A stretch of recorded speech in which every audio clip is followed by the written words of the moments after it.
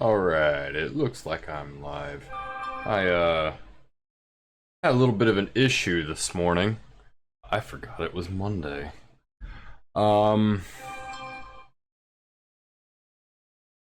oh, here, let me go. Let me get into the stream manager on my phone real quick. And make sure. Yeah, okay, well, woo! Woo!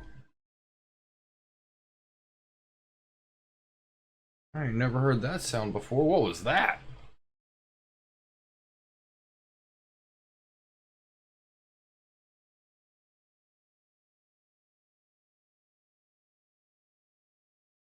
Right, that looks like it needs to move up a bit.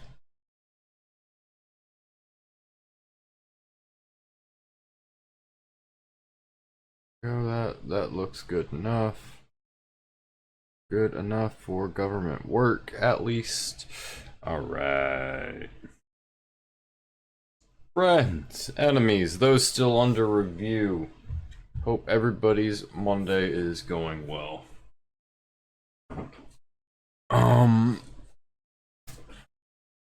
I believe where we left off was with the Marathi.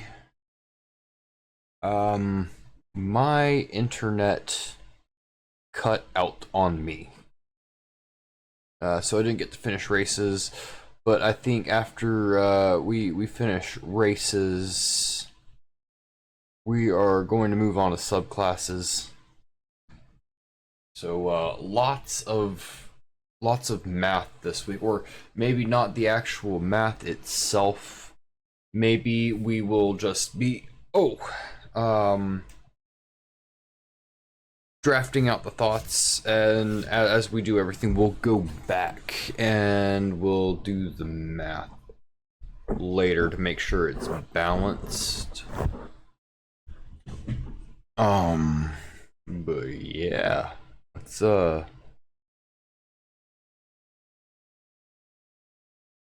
let's start rolling.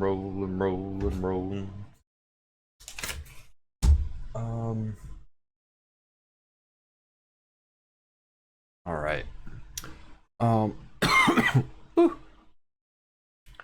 I am going to Control C, Control V the echelon real quick, just so that I can come in here and I can steal this template. Said it before and I'll say it again, there is no need to reinvent the wheel.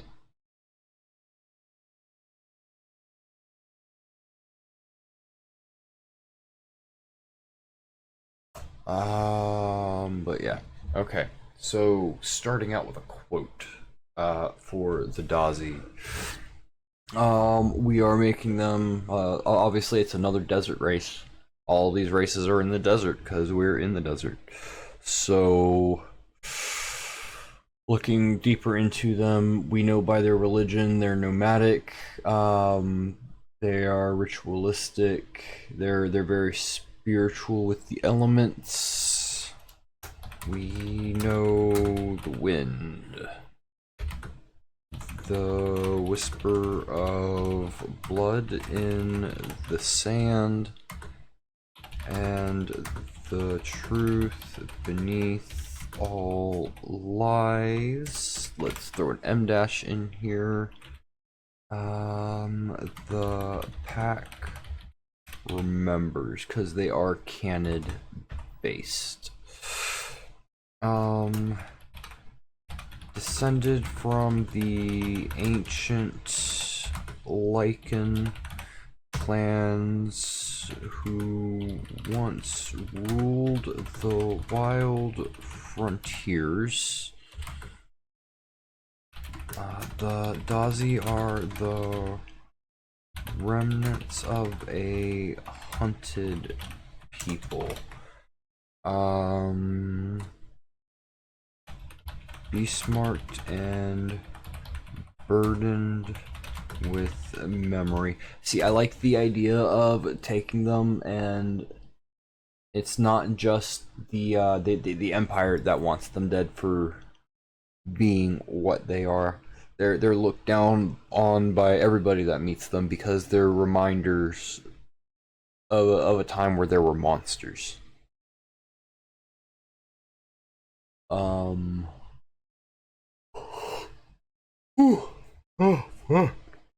Whoa. That came from. Woo.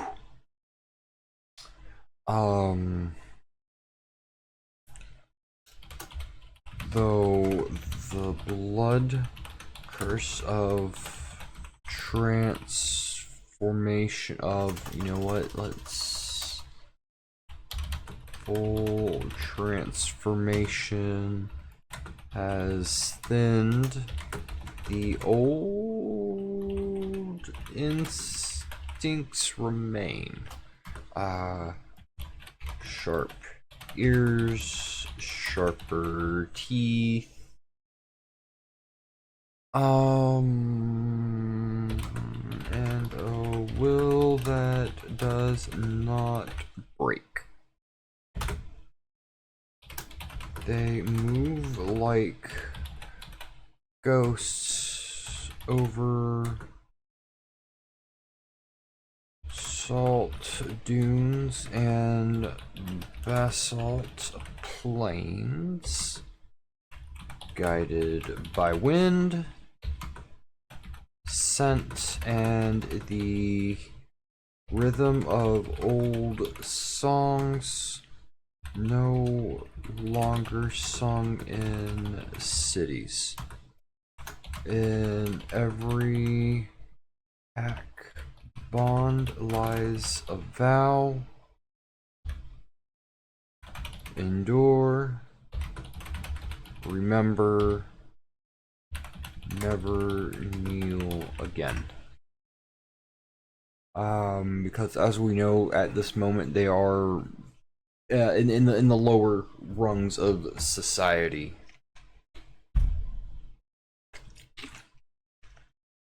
After everything has been conquered.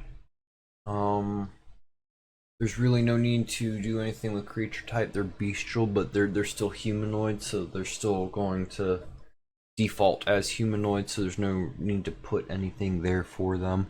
What's wrong, Rosie? I see you. Up dog. Yeah. Go back to sleep. Let's see. Let's Constitution. +2. Wisdom +1. Wait, what did I do for the Marathi? I feel like I just did the same thing. No, they were strength +2 and wisdom +1. And the Ashalam were charisma +2 and constitution +1.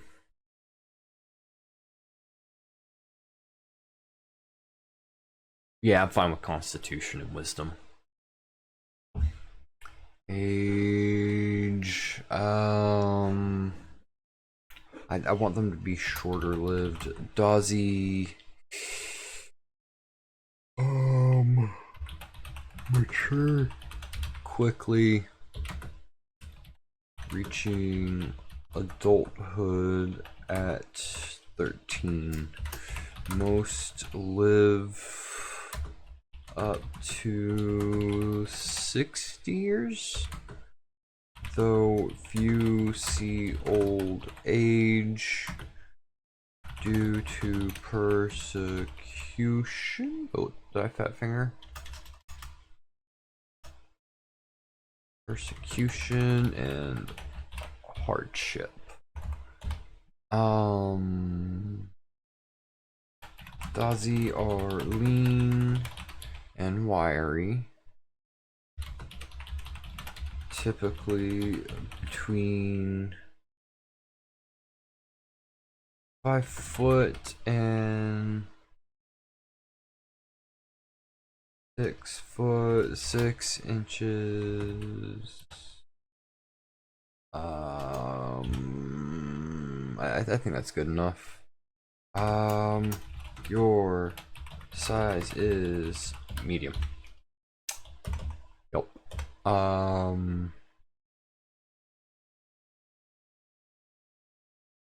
You know what? Base walking speed is going to be 35 feet. Fuck it.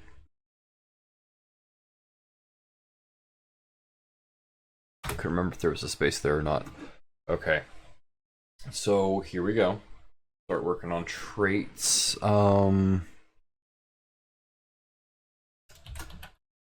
Natural predator.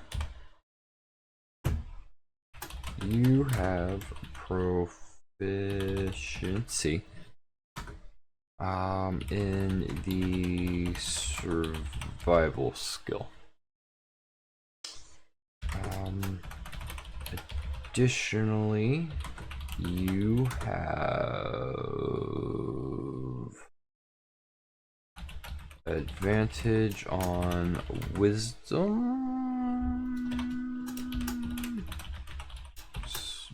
perception, and I need to bold wisdom checks that rely on hearing or smell.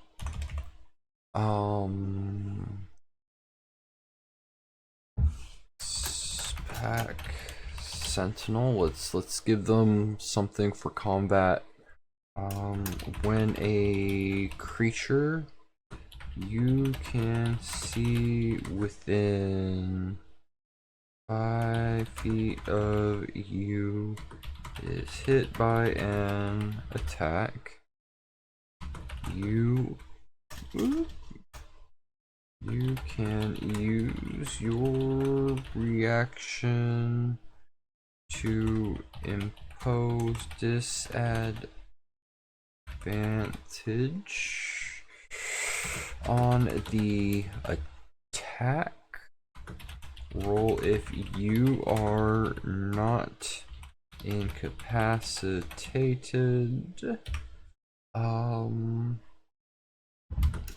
You can use this ability a number of times equal to your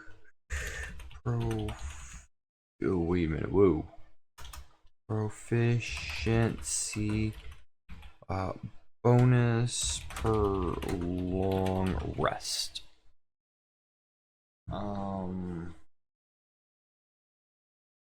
I also want to give them something for saves.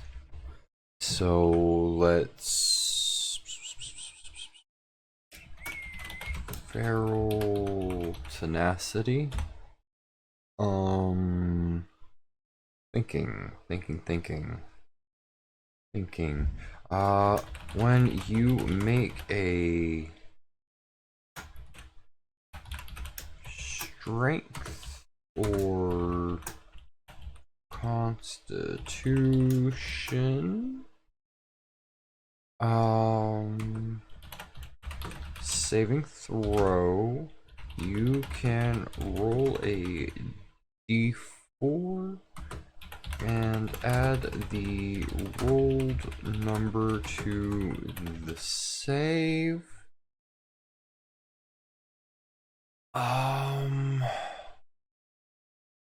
And I'm just gonna steal this wording from Pack Sentinel. Give it a number limit of times that it can be used.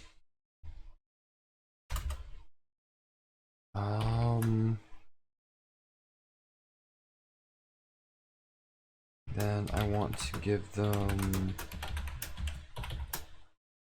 something a little more animalistic as well. Your unarmed strikes deal 1d4 plus your strength modifier slashing damage. You are considered proficient with these attacks, because I know if I don't put that, some GM is gonna be like, well, you can't use it because you speak, read, and write Common, um, Dhazi, um,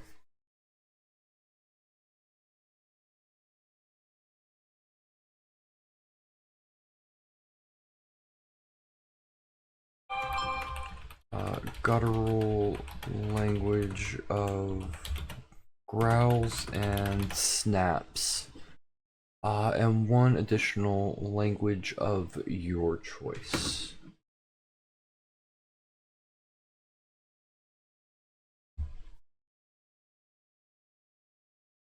So this is gonna be the hardest one of the three to write.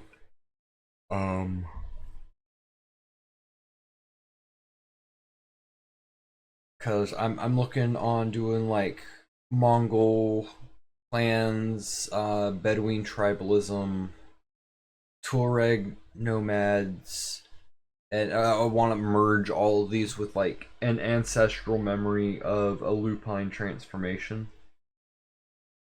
Um,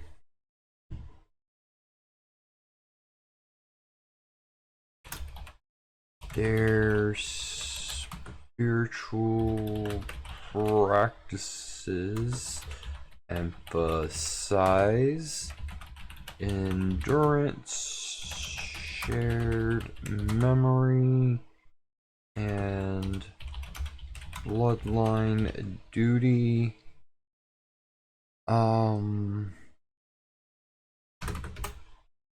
Probably could have done better than that. But here we are. Many Dhazi packs dwell in the scorched wastes and frontier salt basins, surviving off wild herds, scavenging and intuition.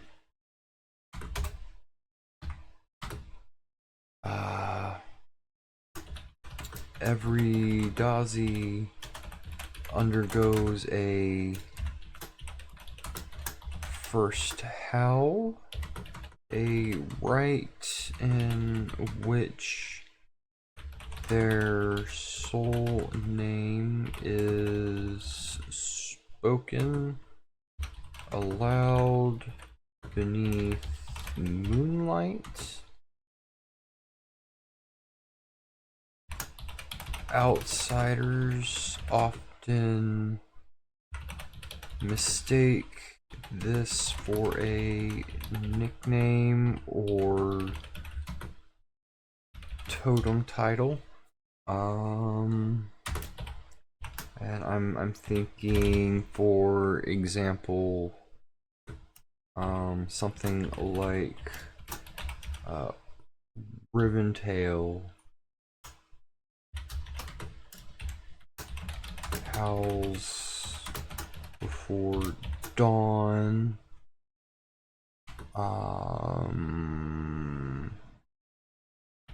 or she who stalks. You know what? I want all of these to be hyphenated, like they're one word, because they're one name. I feel like I just rewrote Tabaxi though.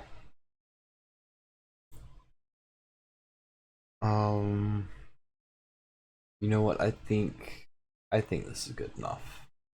I do. All right. So my thoughts with the subclasses.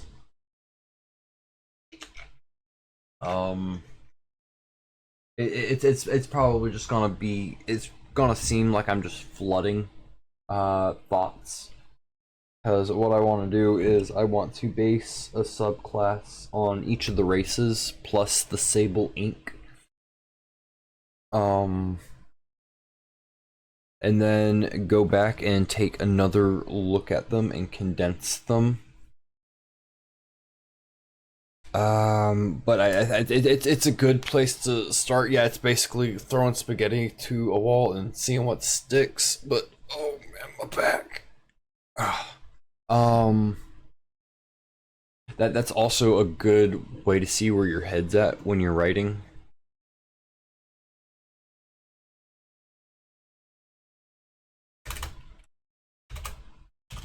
Um,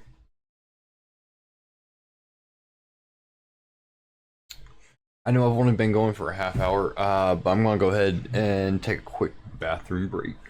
Before I start this, I will be back in just a minute.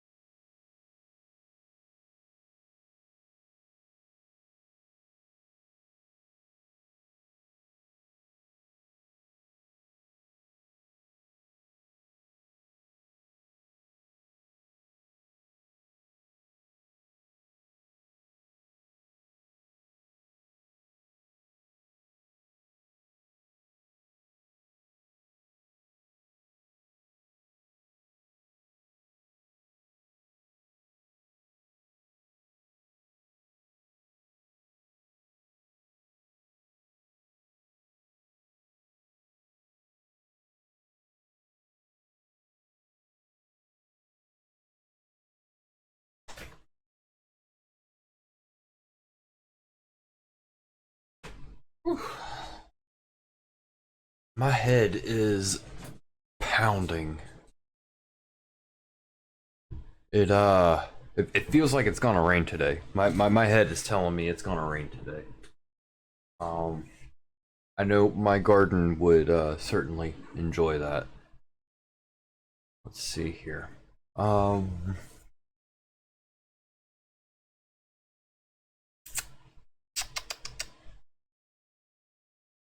right, yeah, we're at player options. Let's scroll up here and player options was a 1, races was a 2.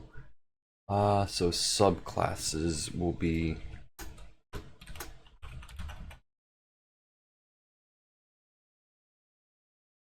a 2.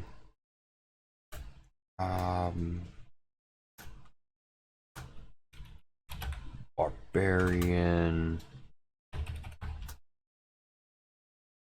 Okay. So here we go. Like I said, I wanna do one for each of the races. I wanna do an Ashalin, a Marathi, a Dhazi, and then I also want to do one that's just based on like Sable ink in general, not just the races. That way, like there's some options to choose from before we go back and edit.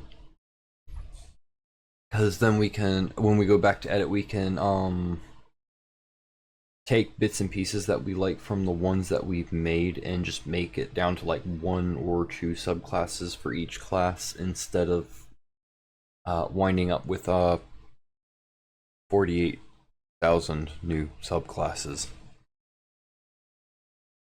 in total.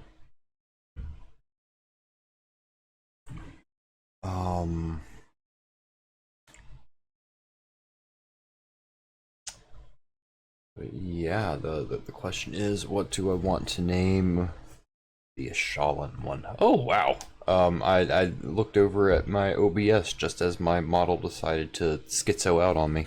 That was very interesting. And my secret has been revealed. I have no lower half. I have no guts. I am a shell. I am a puppet. I am cheap. But yeah, back to it. Maybe Path of the Phoenix Flame.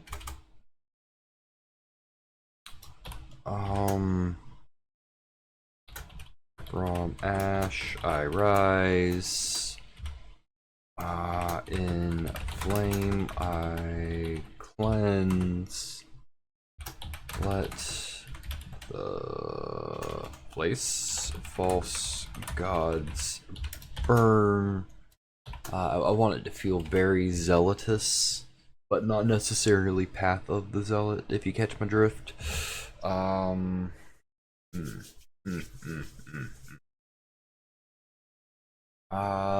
actually going to pull open something that oh, those are classes that I've made. I'm looking for subclasses, not the classes. Oops, oops, oops, oops, oops, oops, oops, oops, oops, oops. Here we are. I'm looking for this right here, because I am going to go and I am going to steal that, because I just don't want to reinvent the wheel.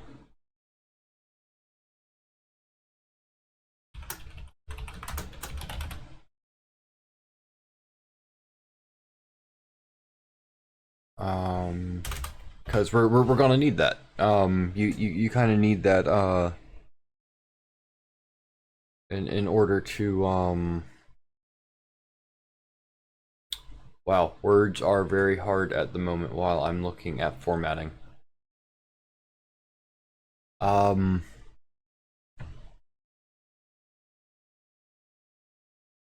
Diorama. Why does my model keep doing that? Holy shit.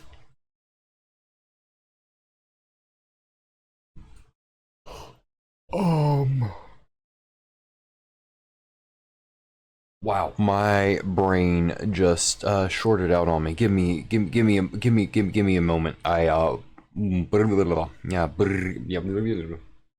don't you look at me like that? Yeah, that's what I thought.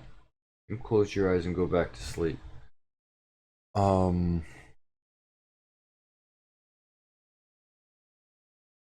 A visual representation, not just like everything listed, but just so that you can at a glance see the features. It's kind of an important thing.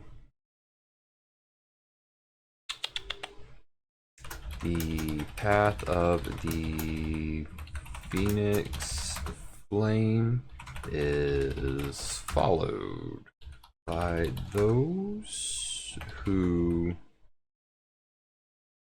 relieve rage is not merely fury,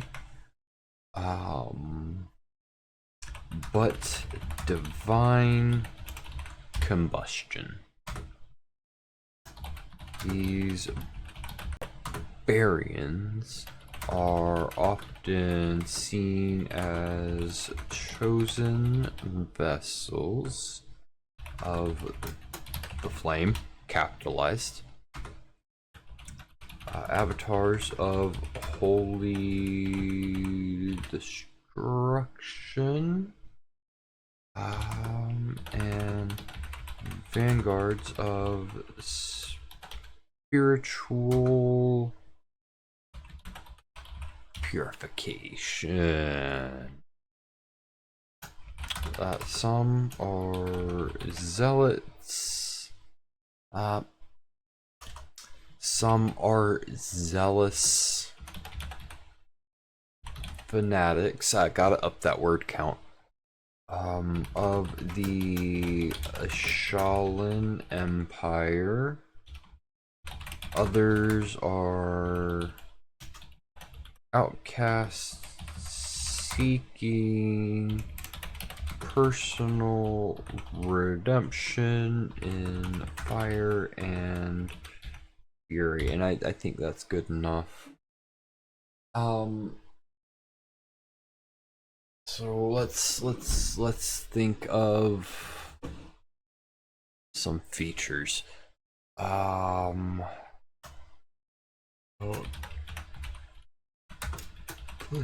fury. Oh wow. Oh, it's happening again. I need to sleep more, man. I'm thinking like some sort of rage aura. It's kind of like a reactive armor type aura when they're raging.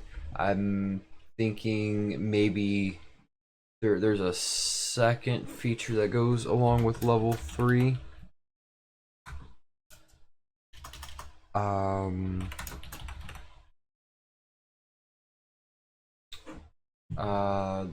It's like giving them like a cantrip for even when raging.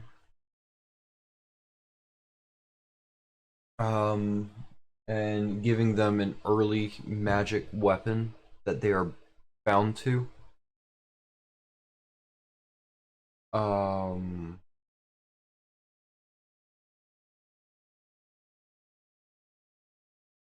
like the idea of them going down and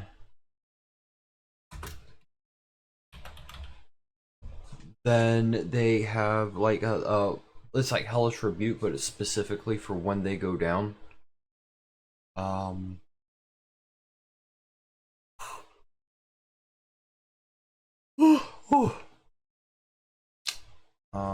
Wait a minute.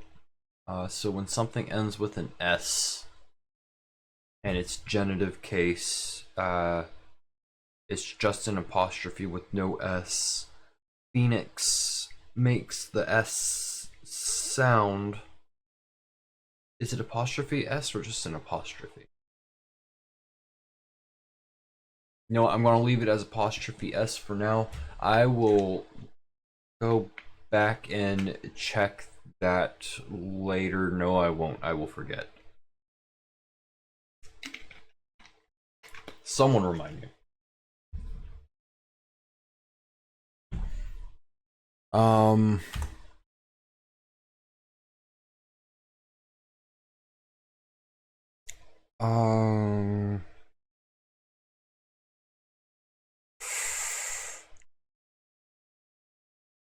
I want to give them like some sort of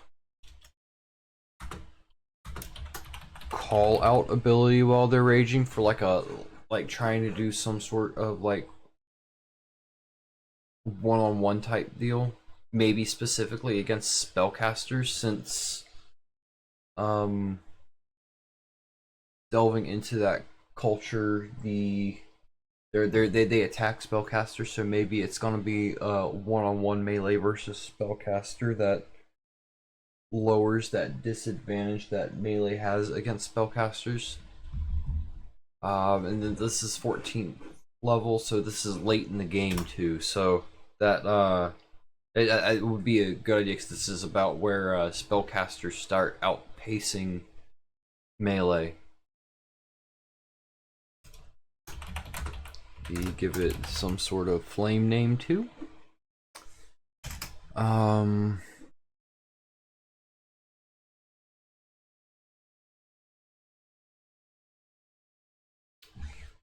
So let's see. 1, 2, 3, 4, 5.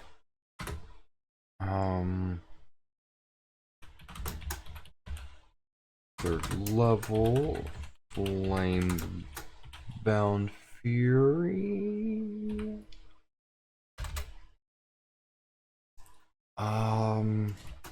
Your rage ignites with searing sacred purpose.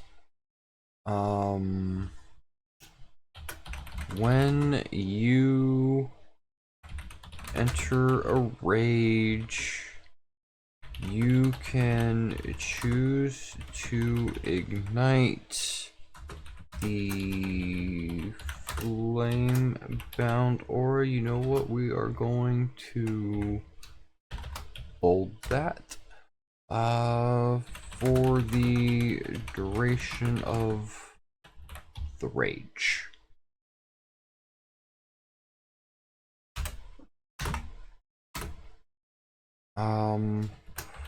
While this aura is active,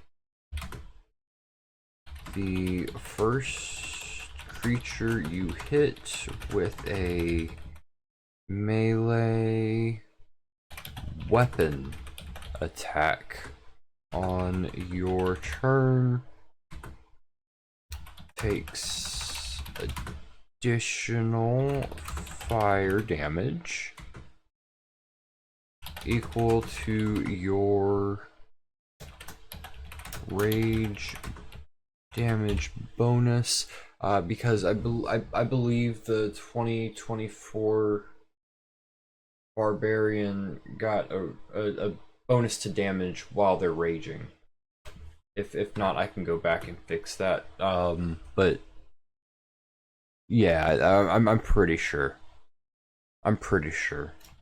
When a hostile creature within 5 feet of you hits you with a melee attack for the first time on its turn, it takes fire damage equal to your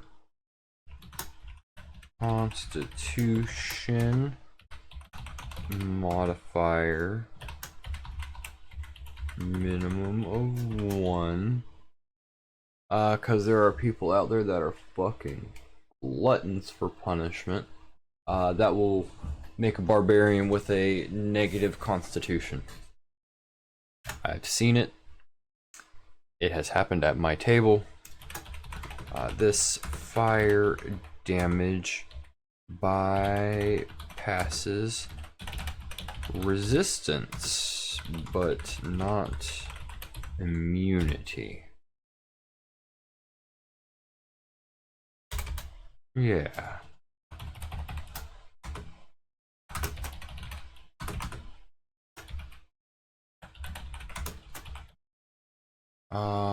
Brings us to cleansing rite.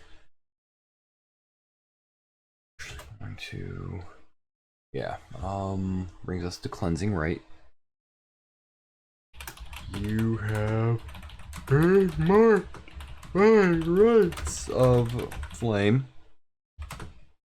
I wanted to do a cantrip with this. You learn the control flames cantrip and can cast it even while raging.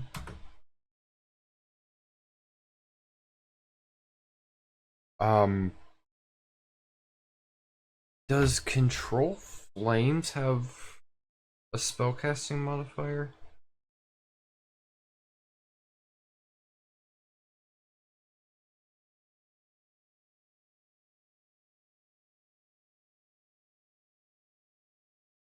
I don't think it does. No.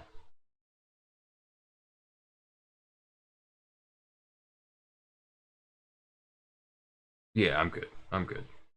I just had to double check that. I couldn't remember if you could deal damage with it. If it.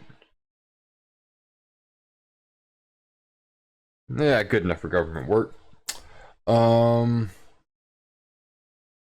So I don't need to worry about changing the spellcasting ability for it or anything like that.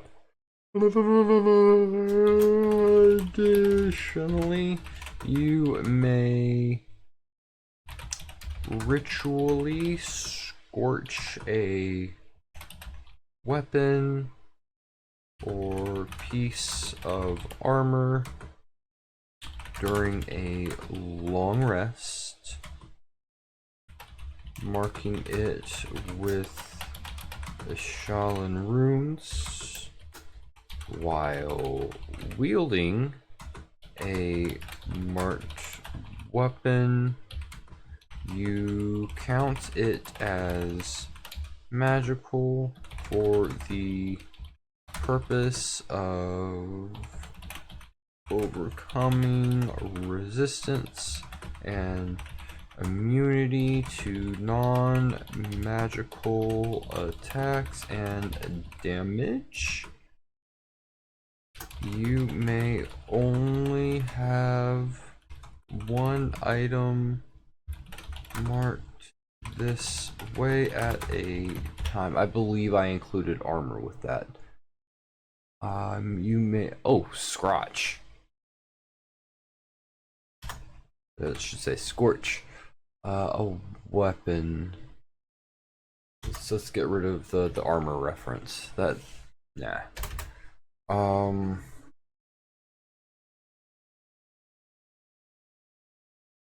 believe we're at 6th level now.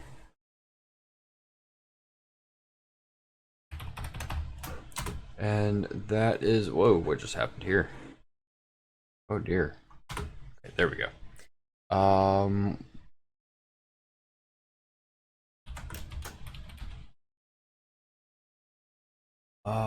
What was that one again? Phoenix's Reproach.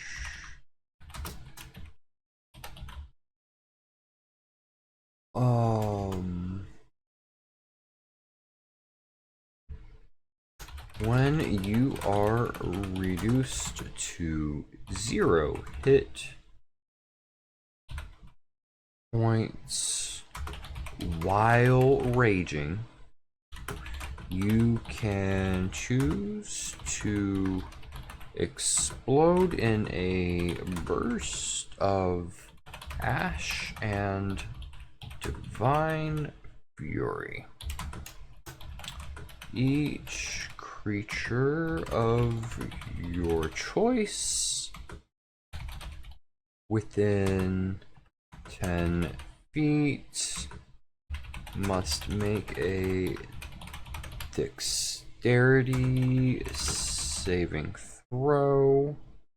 It's DC equals 8 plus your proficiency bonus plus your constitution.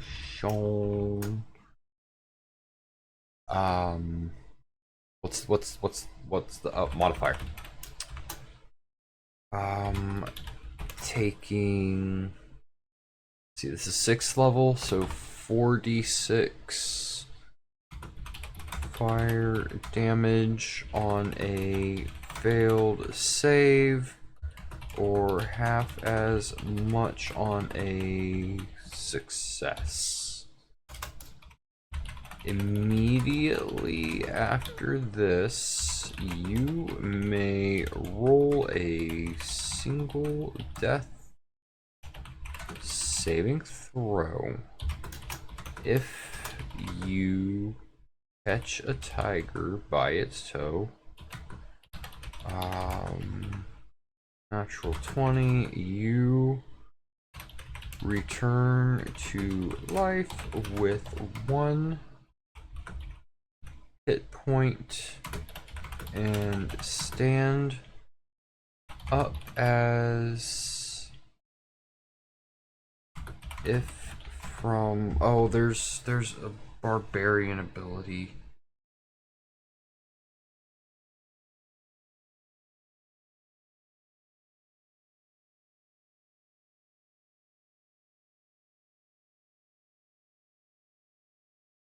That's what it is. Relentless Rage.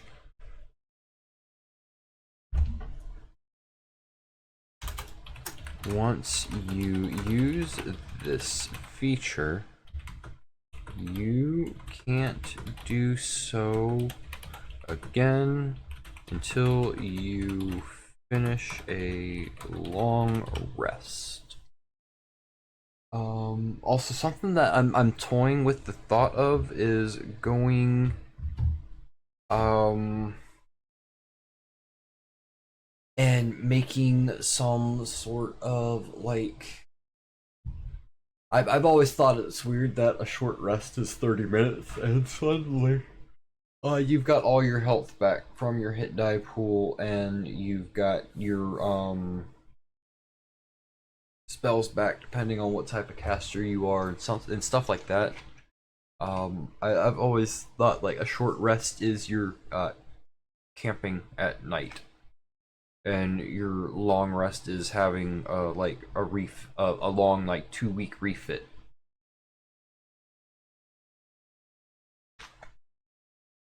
So I'm toying with creating some mechanics for that. Which I obviously I wouldn't do until I get to the actual campaign portion of this, if I do, if I don't get like kicked off the internet or something before then.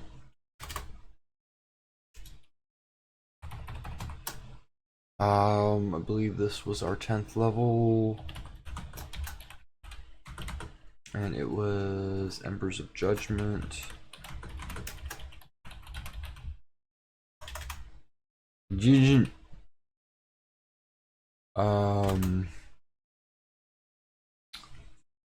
And I wanted to do something with like some sort of immunity or a one-on-one call out. I might do both.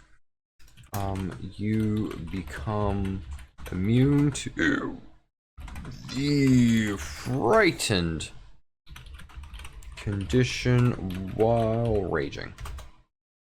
Oh, that's it. That's the 10th level ability. No. In addition, when you enter your rage, choose one creature you can see within 60 feet.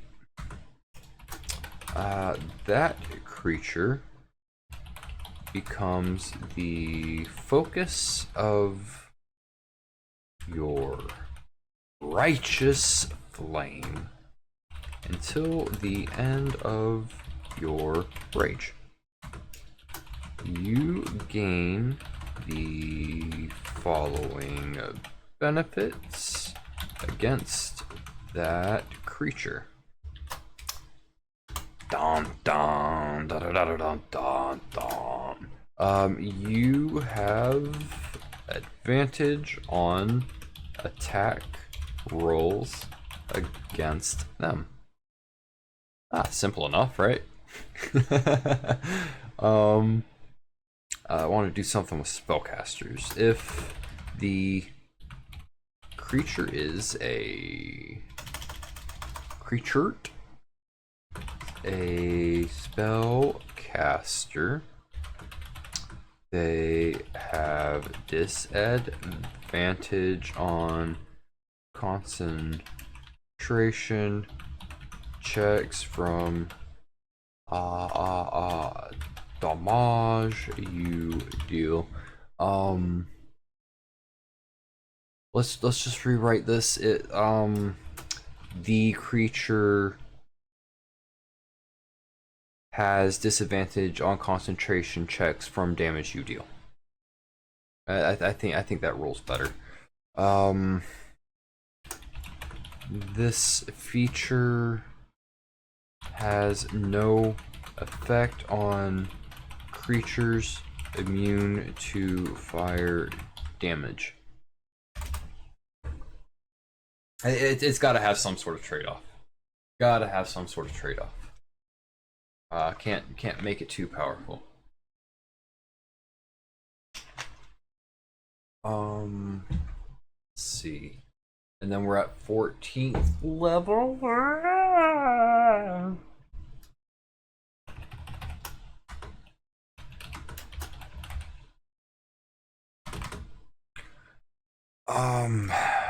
Rise in flame.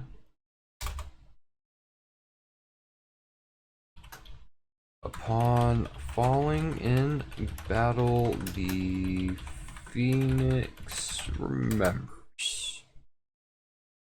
When you fail 3 death saving throws, you may instead return to life in a burst of radiant fire. You regain hit points equal to half your maximum and immediately rise to your feet. All hostile creatures within 10 feet take 5d10 fire damage.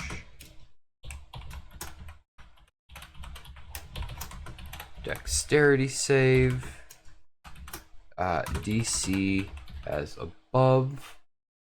Because I am fucking lazy and I don't want to write that again right now. For half.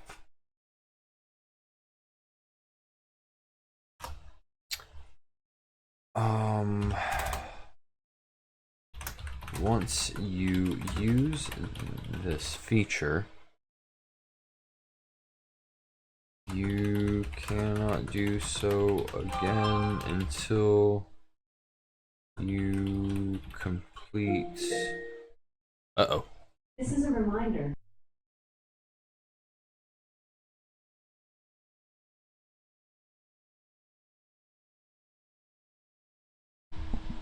That was a reminder that I had some garden work that I needed to do today that I forgot about, that I just reminded because I set up a reminder to remind me.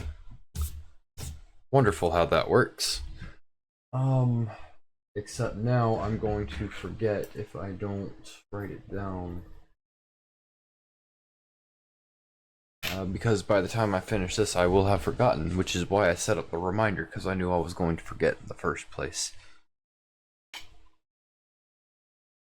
Yeah. This is my life. Where was I? You cannot do so again until you complete...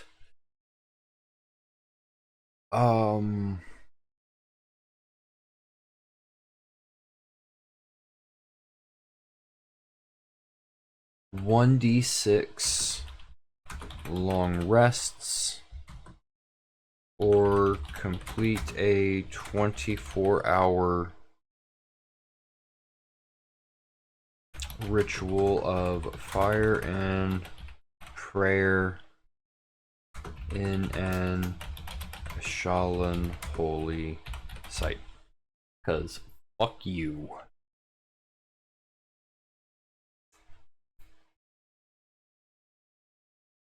Yeah, I think that's good enough. Alright. Another one. Let's see. What do we want to call this one? This one's gonna be for the Marathi.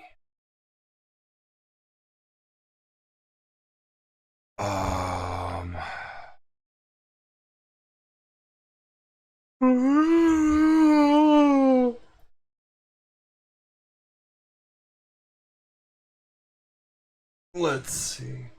Oh, brain. Oh, head. Please stop hurting.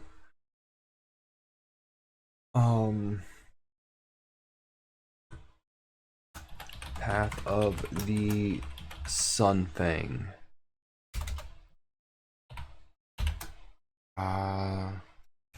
To bite the sun is to drink glory. To bleed beneath it is to honor the gods. Because these are based on as Azteca, on Mayans, and they were very warmongery. Barbarians of the path of the Sunfang descend from the ancient Marathi war clans whose rites of battle and offerings of blood were once believed to fuel the strength of the dragon gods themselves. Their rages are not blind fury, but ancestral ecstasy.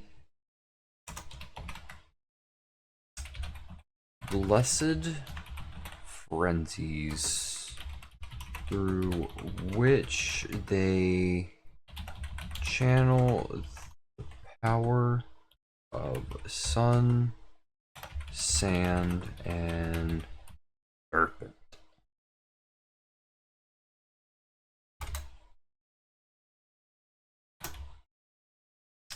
Whether loyal to the Ember Reclaimed or a wandering remnant of shattered glory, Sunfang barbarians carry their legacy in every howl, claw mark,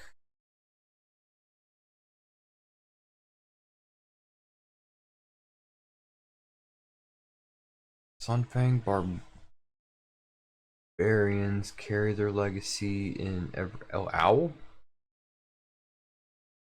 howl, claw mark, and blood stained fang they bear. You know what? That didn't need to be another paragraph. Give me a second. Fixed. I'm gonna go steal my chart again. I'm gonna take this. I'll put it there. Just gonna say Sunfang features. I'm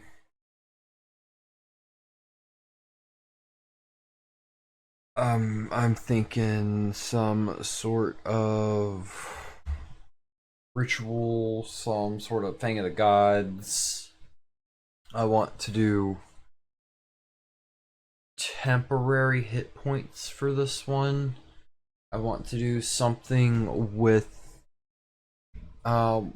reducing opponents to 0 hit points. I want to give them something with unarmed strikes, because you know, like Kalima.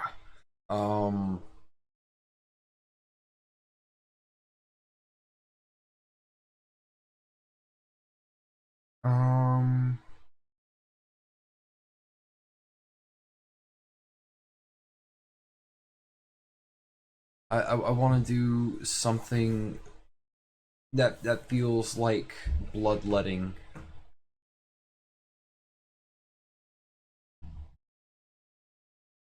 I want to give them bonus AC somewhere for doing things draconically. I want to.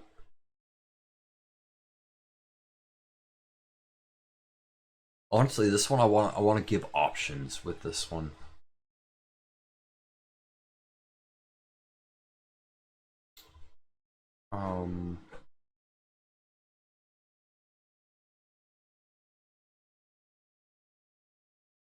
So here's what I'm gonna do. I'm just gonna go through and I'm gonna come chameleon. Oh, a minute. I need to scroll down. Here's where we are.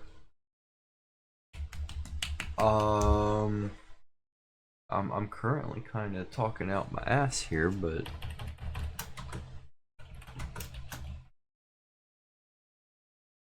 my brain's kind of foggy at the moment. When I tell you my head's hurting, I'm not kidding. This rain needs to come, and it needs to come fast. My fucking avatar! Holy shit, dude! What are you doing?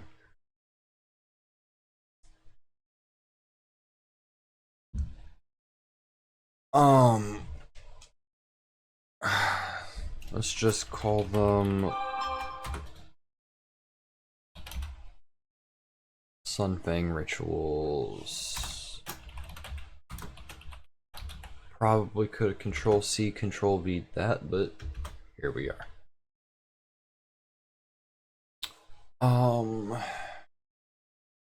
When you rage, your body partially takes on the primal traits of your ancestors. Coarse, scale-like calluses rise against your forearms, and your voice echoes with draconic undertones. While raging, you gain the following benefits.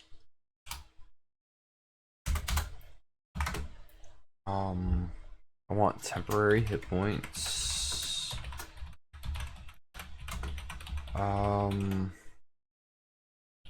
Equal to your Constitution modifier plus your Barbarian level when you enter your rage.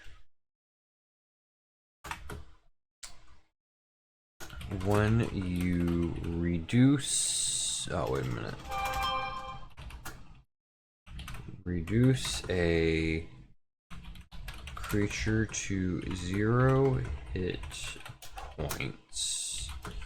You may immediately use your reaction to emit a roar because that feels draconic. All creatures of your choice within 10 feet must succeed on a wisdom saving throw. You see equals 8 plus your proficiency bonus plus your constitution modifier, or have disadvantage on attack rolls against creatures other than you until the start of your next turn.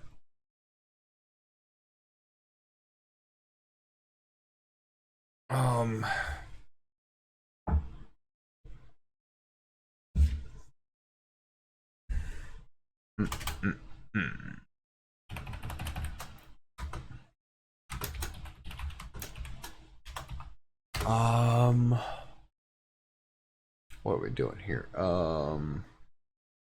want to do something with unarmed strikes. So Fang of the Gods.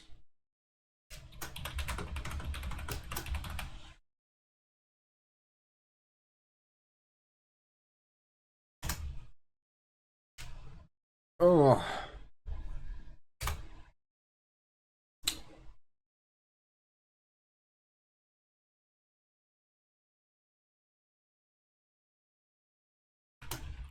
Your unarmed strikes become more deadly, or I meant to put deadly. There we go. While raging, your unarmed strikes do deal 1d6 plus strength modifier damage and count as magical for the purpose of overcoming resistance and immunity.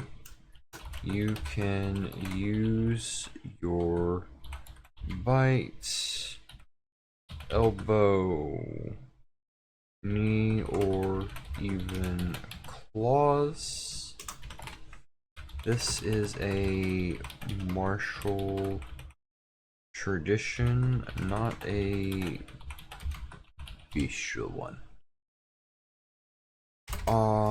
If you reduce a creature to 0 hit points with an unarmed strike, you regain 1 use of your reaction once per turn.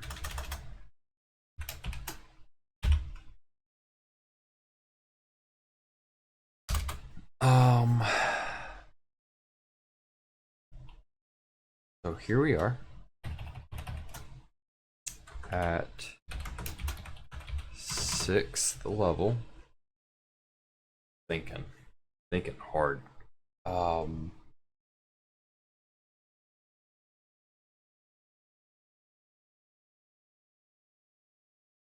want to do something with bloodletting. But I don't want it to feel like self-harm for self-harm's sake. I want it to feel like it's some sort of ritual bloodletting.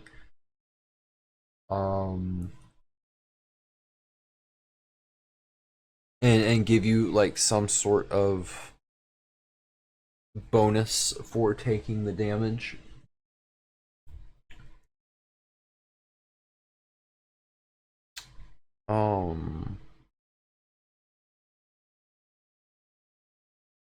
Because like the Aztecs did that with like the Teodal rites, and then there were Mongol storm rituals, and all of those involved some form of self-harm, like ritual self-harm. Maybe blood for the sun.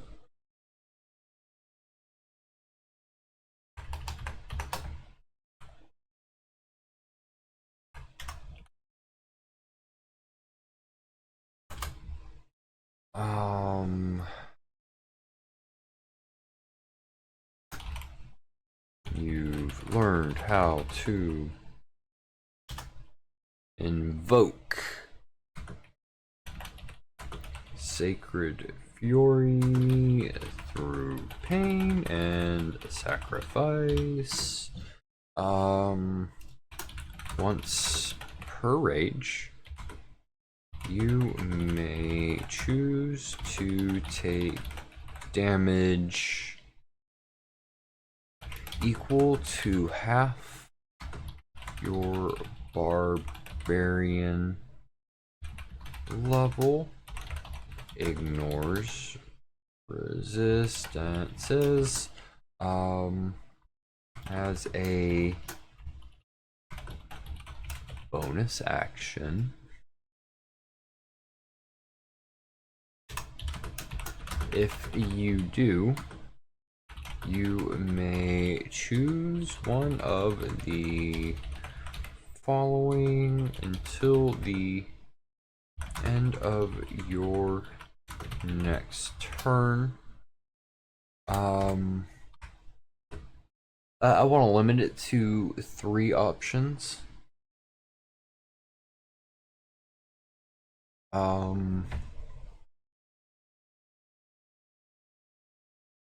want to do something with magic damage.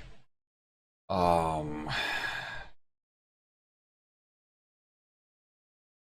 want to do something with reach and movement. And I think I want to do something with like resistance to damage as well. Like you get an option.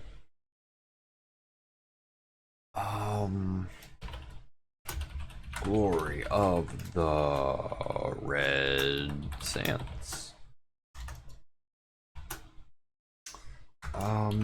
Your weapon and unarmed attacks deal bonus radiant damage equal to your constitution modifier.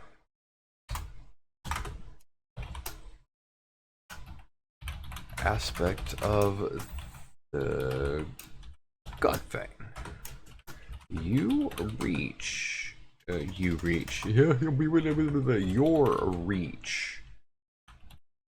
increases by 5 feet, and your movement speed increases by 10 feet, which is absolutely terrifying for a barbarian to be able to do that.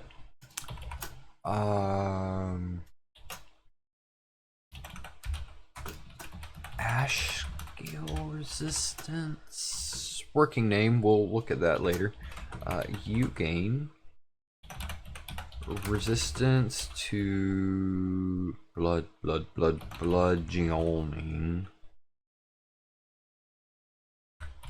bludgeoning.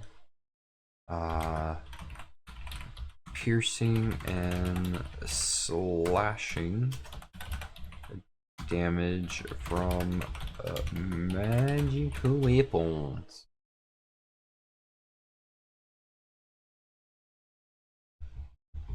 Yeah. Where are we now? We're at 10th level.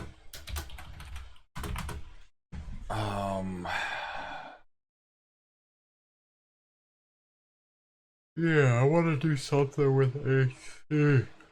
Oh. I want to do something with AC and maybe do some sort of reactive resistance to damage.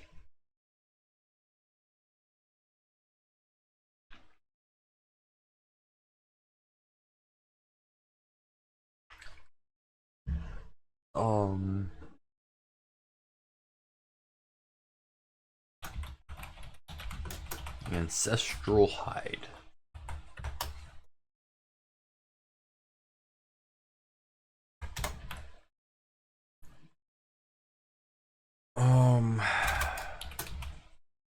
You've begun to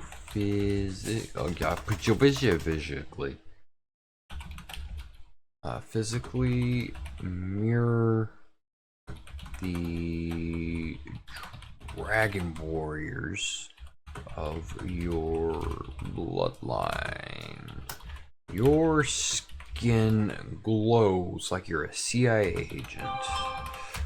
Denser and tougher when you fight. Dragon warriors.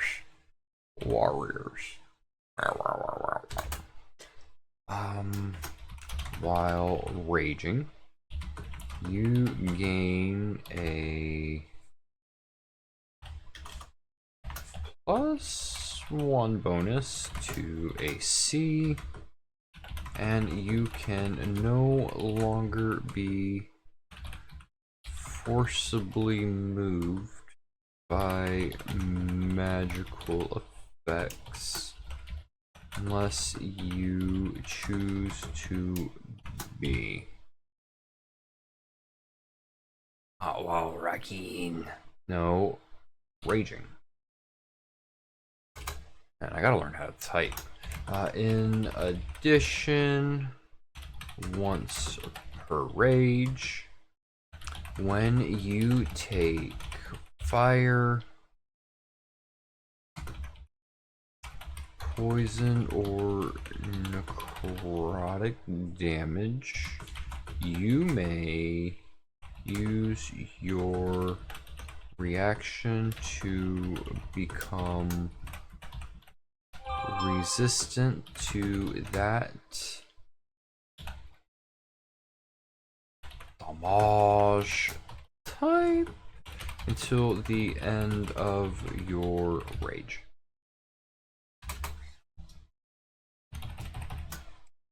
And I believe we are at 14th level now.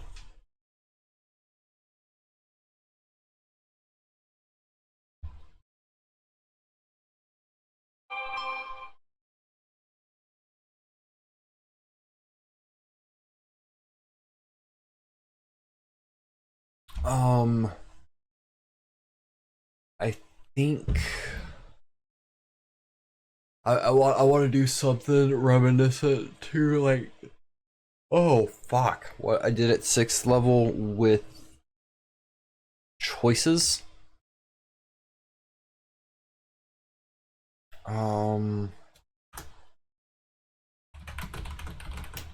Crown of the Sun Fang.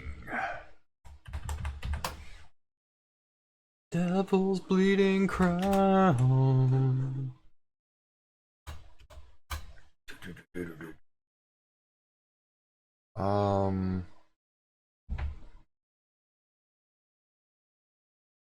Let's see.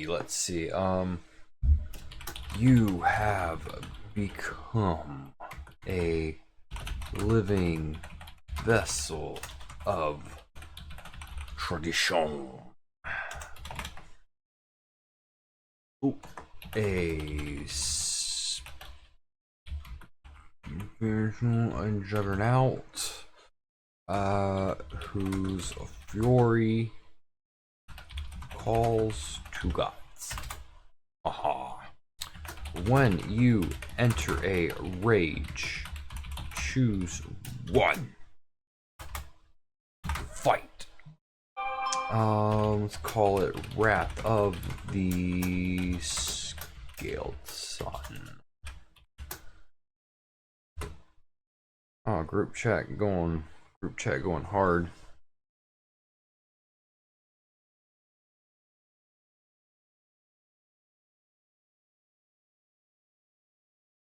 Oh god, they're talking about Pokemon lore in the group chat.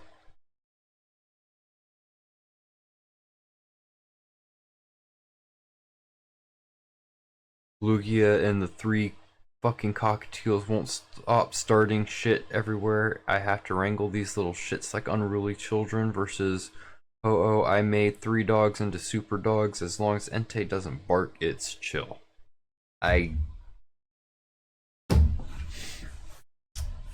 Some of the things that come out of that group chat.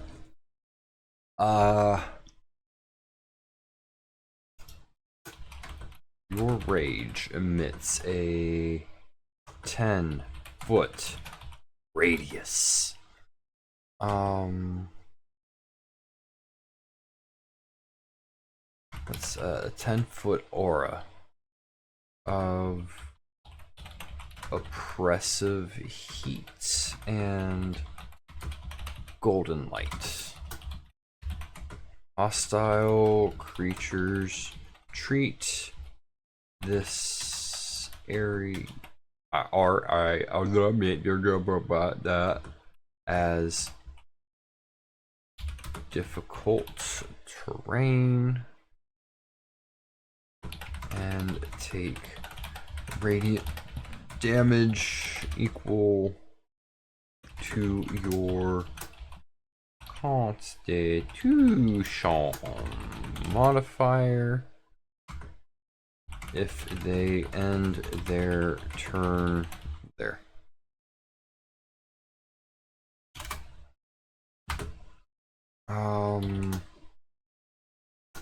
Bang of the Stormcaller.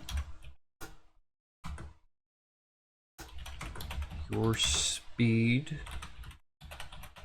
increases by 20 feet, and your first melee weapon attack, not attacks, each turn deals an additional I like 2d8 damage of your choice, and I'm going to make this have choices further. It's either fire, lightning, or radiant.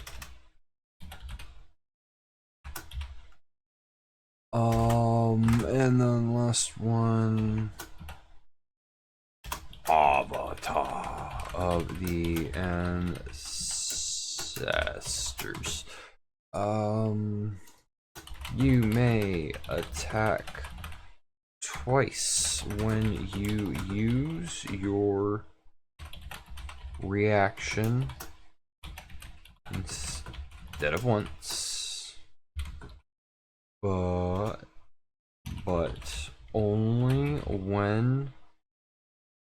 only with unarmed strikes or natural weapons.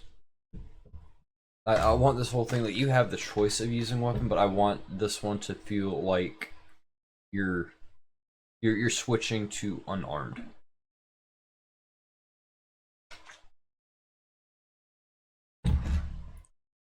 Oh, imagine this multi-classed with a monk with Fury of Blows. Once you choose an aura, it remains until your rage ends. You cannot change it mid-rage.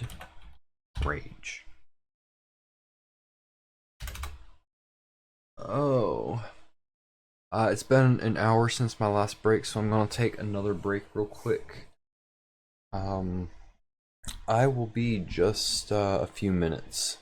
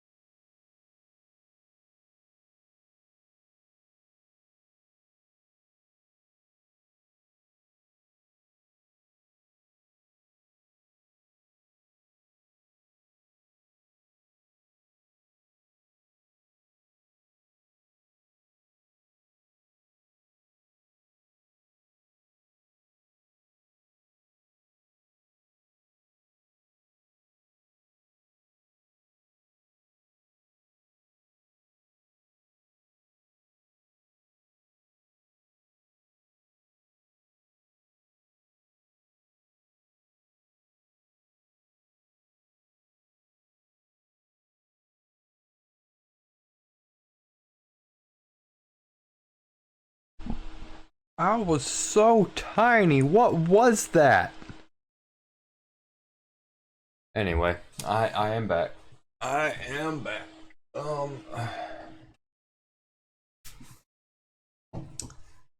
I think I'm gonna finish out Barbarian and then call it. So we're gonna do two more. We gotta do one for Dhazi, and then we gotta do one based on the Sable ink. And I think that will be it for today at that point, and then we'll pick up with like Bard tomorrow.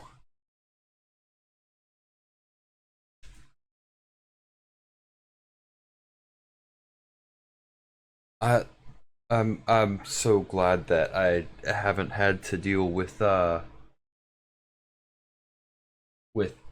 my internet cutting out on me today. Um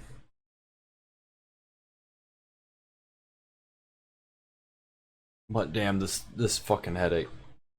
I just wish this storm would start and get over with already.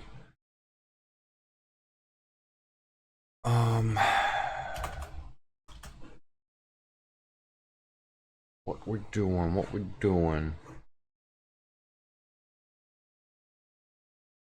This one's gonna be the Dhazi. So maybe Path of the Moonclad. Kind of a nod to their ancestry. Because I don't think werewolves were close.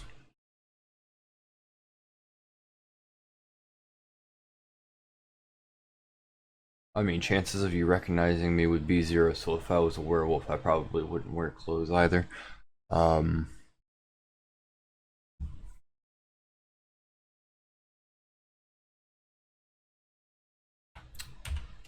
We do not forget. We do not forgive. And when the moon finds us in shadow, we strike as one. Kind of alluding to a pack mentality still. Barbarians of the... What the fuck? Path of the Moonclad. Draw upon...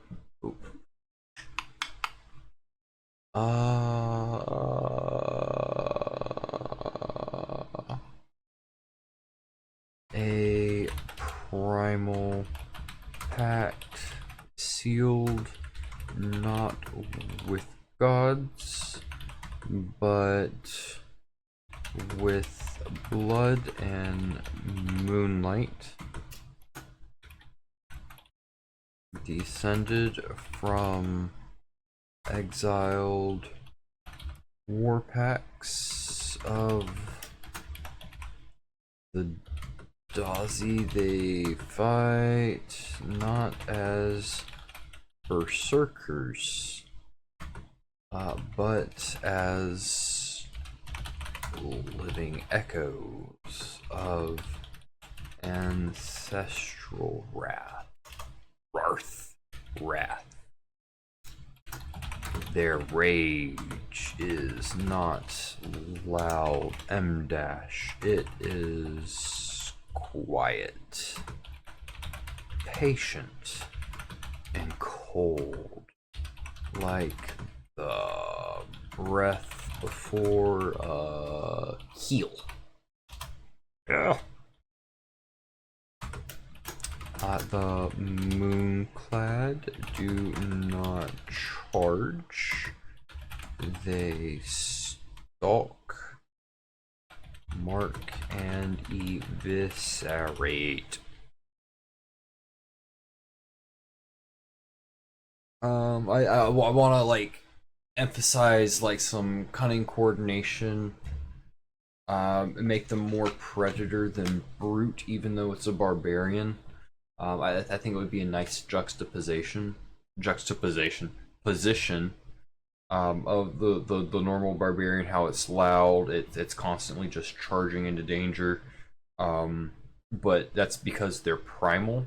But when you go back with the Dhazi, primal means wolf, and wolves aren't loud charging into battle. They stalk with each other.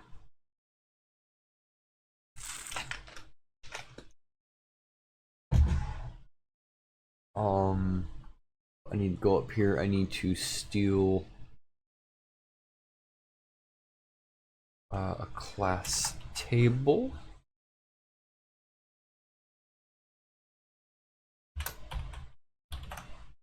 Moonclad.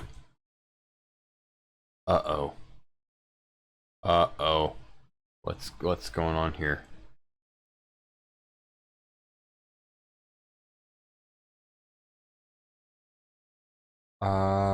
Every time I type whatever is the character after that disappears. Let's go ahead and save real quick. And I'm just gonna refresh. Look at all this. Look at all we've created over the past week. It's only been a week, guys.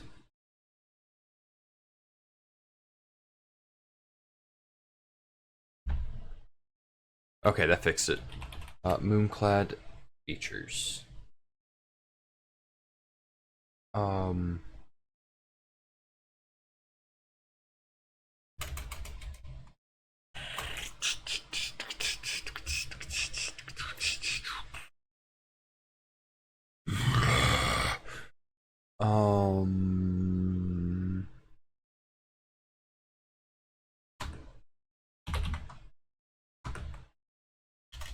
Let's see. I'm thinking. Let's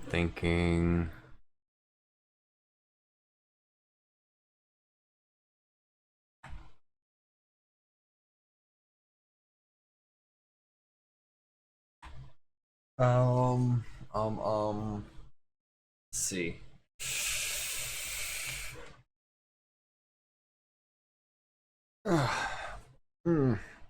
A lot of Dhazi tradition is based off of vows,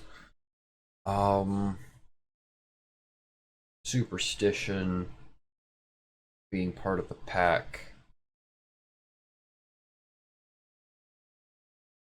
memory. Memory is a big kind of motif. Because the thing that gives them life, water, is reminiscent of memory. So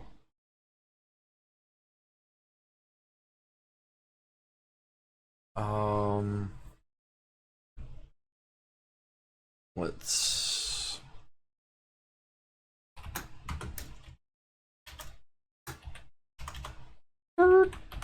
third level lunar val.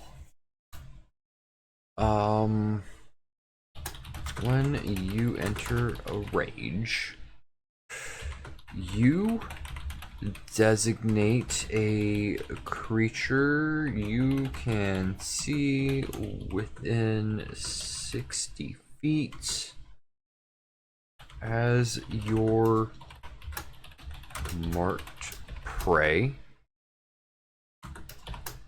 No action required.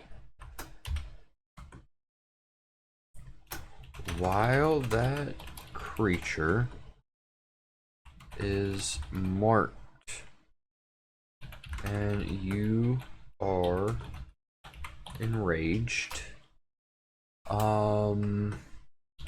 you have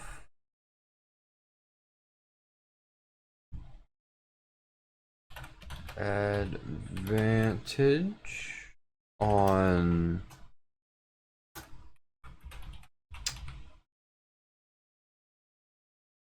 dexterity, as in stealth,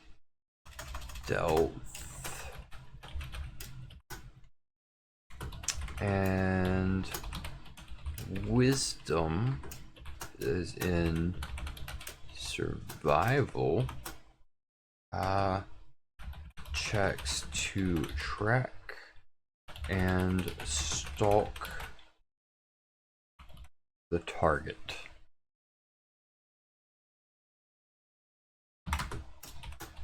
Once per turn, when you hit the marked target with a melee weapon or unarmed strike, you deal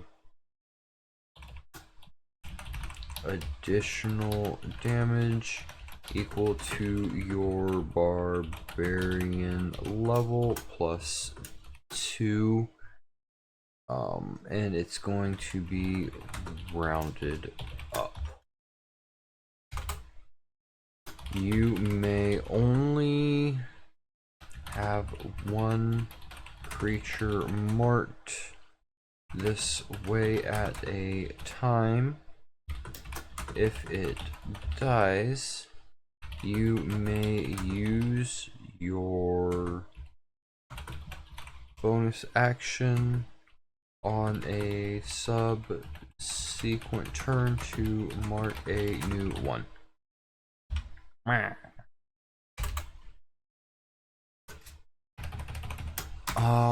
We're still at 3rd level.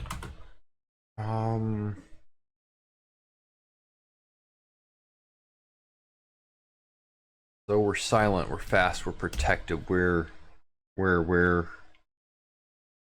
a memory. We're ghost in the shell. We're ghost in the pack.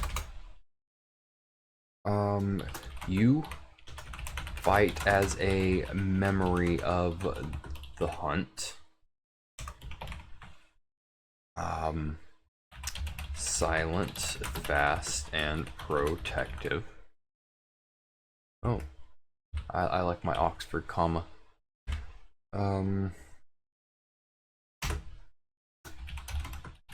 While raging, if you move 10 feet or more on your turn,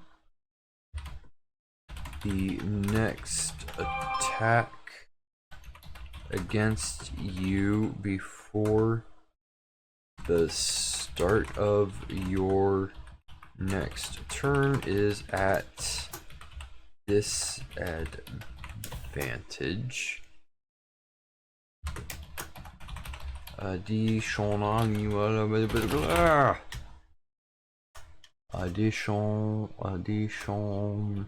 Ali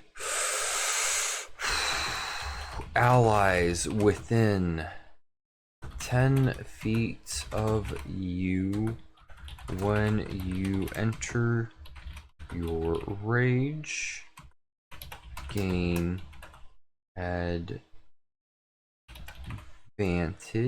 on saving throws against being frightened until the end of your next turn. I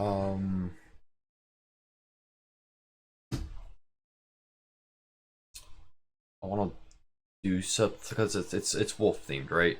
So I want to do, and it's a barbarian, wolves and barbarian, war cries, howls. Blah,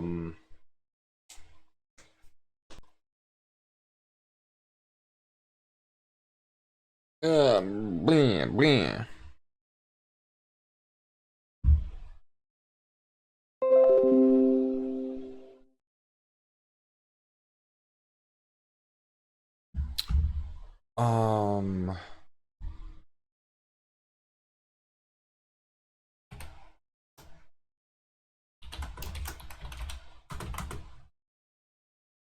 Howl of the Driven. You learn to channel grief and memory into a blood-chilling war cry. As a bonus action, you may unleash a howl. Each creature of your choice within 30 feet that can hear you must succeed on a wisdom saving throw, and we're gonna make the DC equal 8 plus your proficiency bonus plus your constitution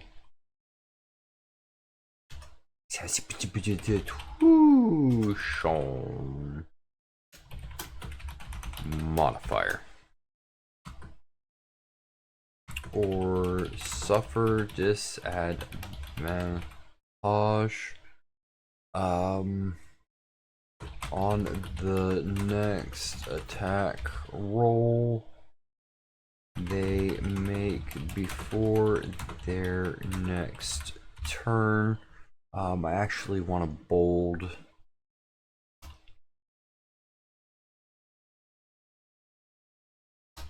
that out. On a success,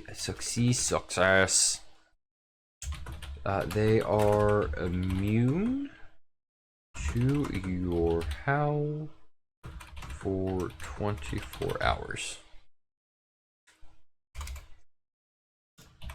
If your marked prey fails the save, it is also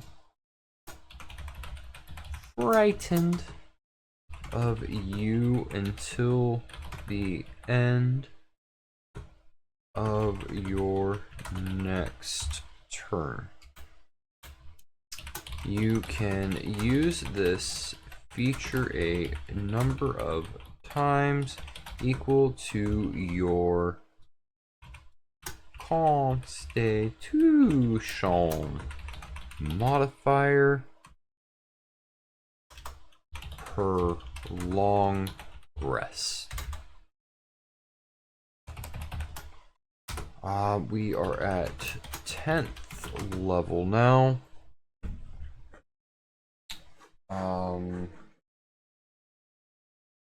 I want to do like some sort of mental resistance.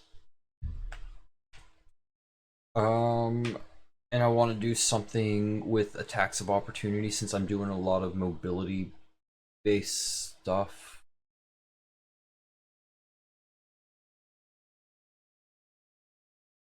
And I think I want to give it something with being able to, if you're in dire straits, you get an additional mobility at this point.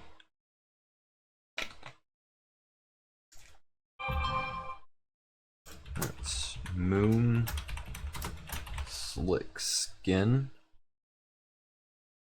That's a good enough working name. You are a survivor of slaughter. A shadow. Shadow.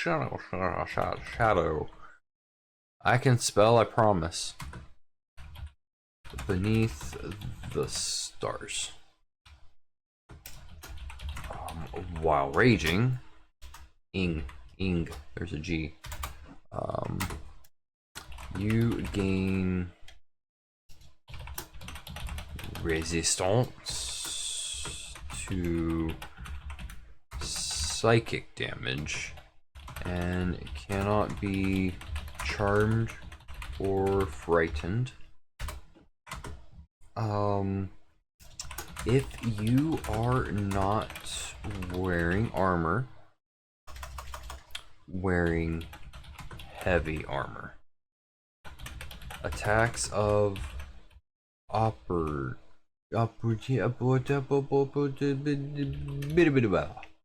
opportunity against you are made with disadvantage. Additionally, once per short rest, when you are reduced to 0 hit points but not killed outright, which at 10th level, as a barbarian, I really hope that's not happening. You may instead drop to 1 hit point and immediately move up to half your movement speed without provoking opportunity attacks.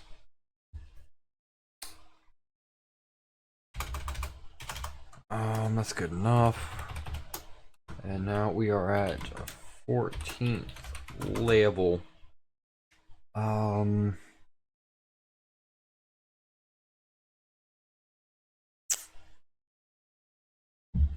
want to do something with marked prey. Instead of buffing yourself, I want it to debuff whoever your marked prey is.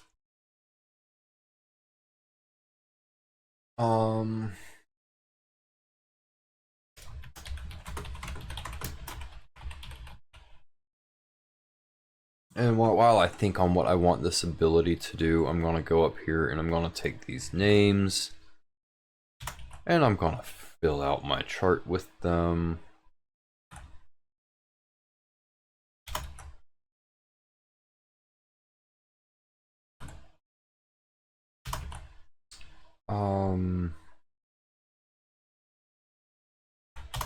I think I want to do something with like necrotic damage. Give them some sort of disadvantage. Make them lose their reactions.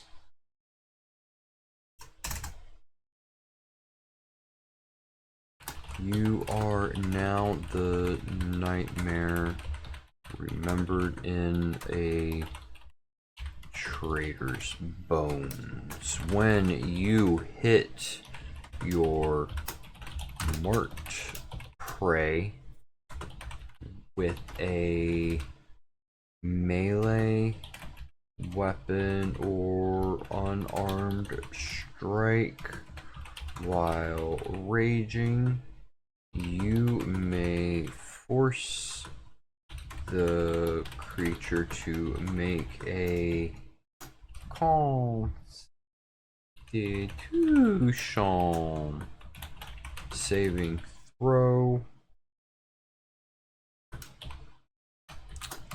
DC equals 8 plus your proficiency modifier, bonus plus your strength modifier. On a failed save, the target suffers one of the following effects, your choice.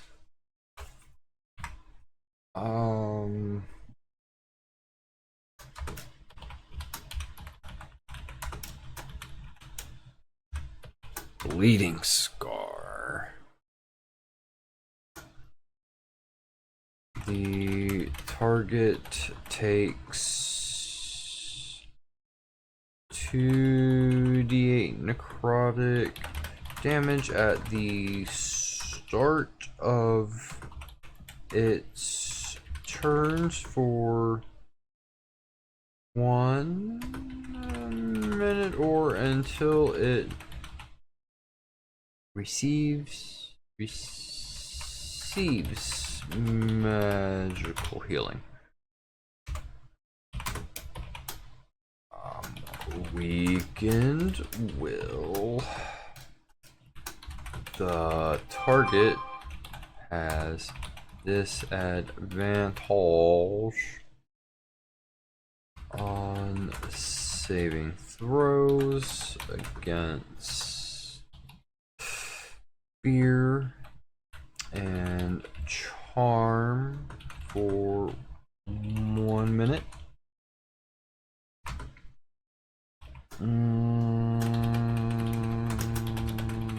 Shattered balance. The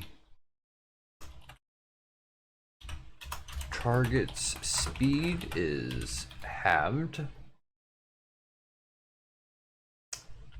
and it can't take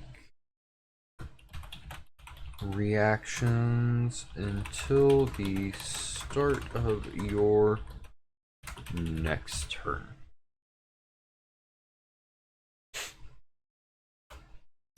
You can use this feature once per rage. Ha! Because fuck you. And now we're moving on to Sable Ink.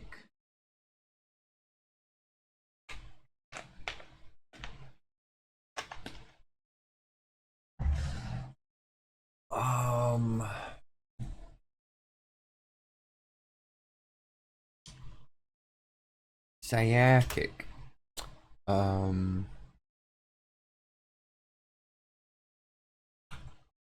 It's funny how if you don't realize typos while you're typing, when you go back, they're the first things you see. Like you can just pick them out of the page.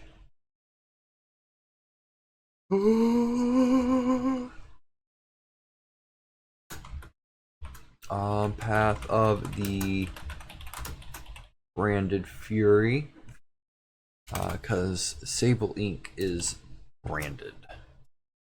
When the ink screams, I answer. And when the chains burn, I break them. Yeah, that sounds good enough. The Sable Ink carve purpose into pain. Whether created willingly or broken into the roll, a Branded Fury is a warrior inscribed with sorceress glyphs and binding oaths.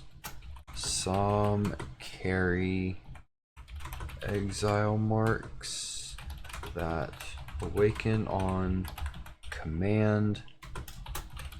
Others wear stolen glyphs meant for another master. Their rage is not merely primal, M-dash. It's reactionary sorcery. Ignited by blood and memory.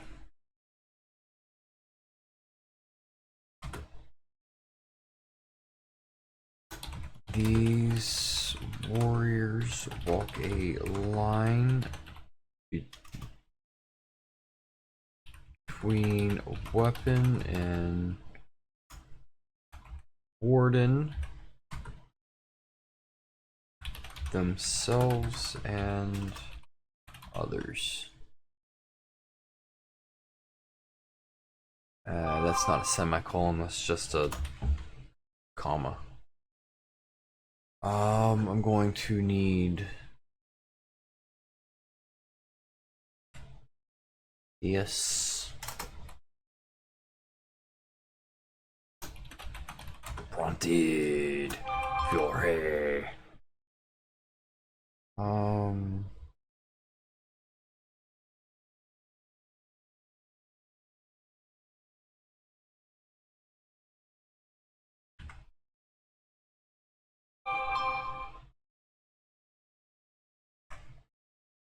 Let's go ahead and just throw placeholder hyphens in here for now.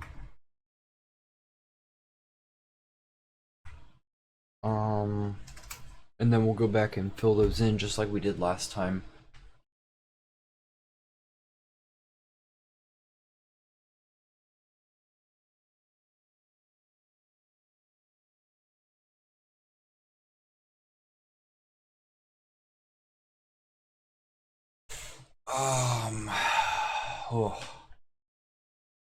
Oh, my back. My back. Oh.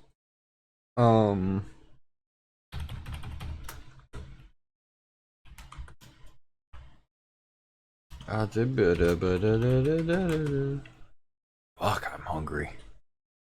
I'm ready to eat after this. Oh, I gotta do fucking dishes so I can cook. Fuck.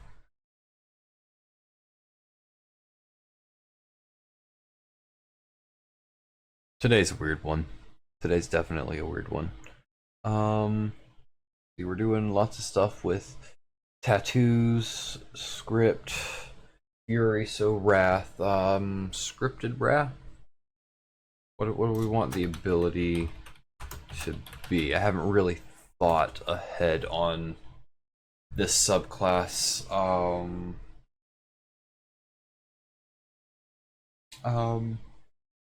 I've been pretty comfortable with giving the barbarians like choice-based abilities. I don't want to break that thread that I've been doing. So it's probably going to start with a choice-based ability. Give them some sort of reaction or damage. I want to do some sort of advantage to maintain concentration. I think. Oh man, I might.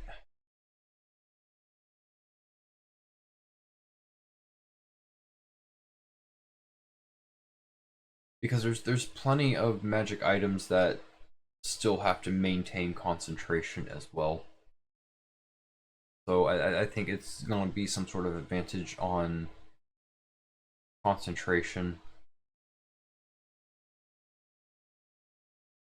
And maybe give some abilities that require this class to concentrate, like they're based on some sort of magic spells. Or maybe instead of advantage on concentration, they do some sort of brand that gives disadvantage on concentration checks.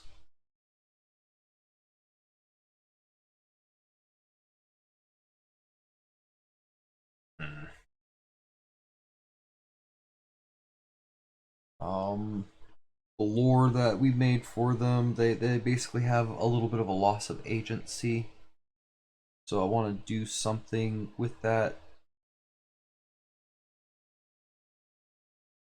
And maybe them regaining agency at a later level through like modifying their ink or their brands.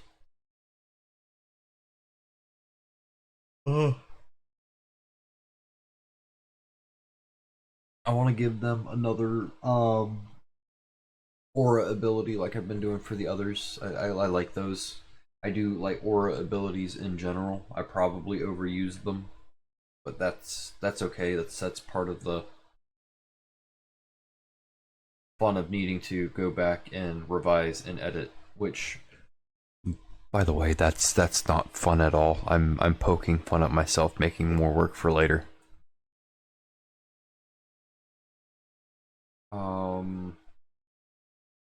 So when whammed, you choose this path, your body becomes a battlefield of runes, scars, and latent spells. When you enter a rage, choose one of the following ink scripts to activate. We'll call this one the glyph of reaping. Your melee weapon attacks deal additional necrotic damage equal to your proficiency bonus. Glyph of binding. When you hit a creature with a melee attack, it's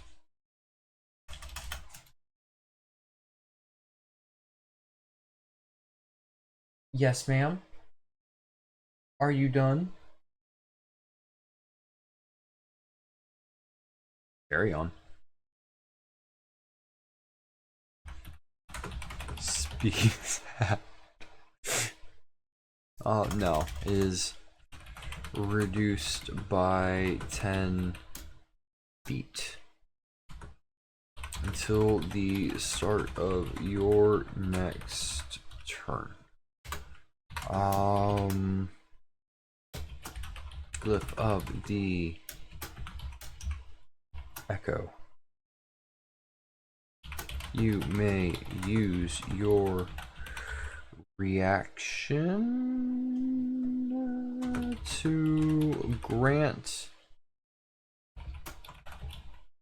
advantage on a melee attack made by an ally within 5 feet of you.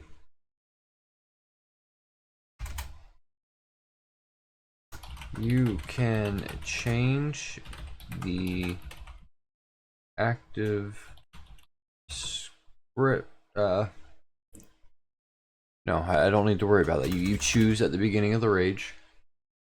So you don't need to worry about it. Okay. We are still 3rd level 4 now.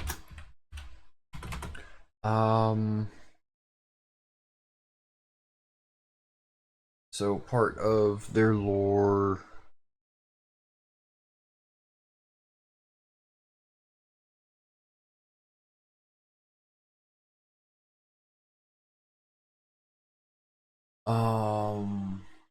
pain. They're basically tortured. So pain, woven focus. Your body has become used to layered agony. You can maintain focus through suffering. I still want to do something with concentration checks.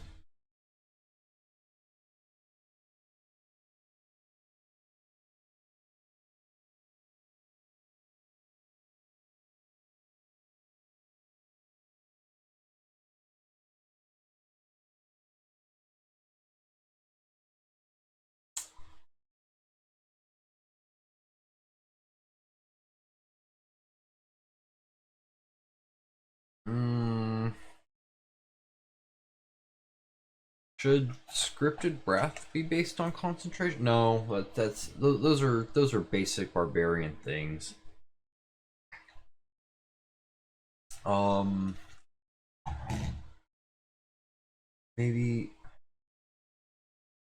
Maybe not concentration, maybe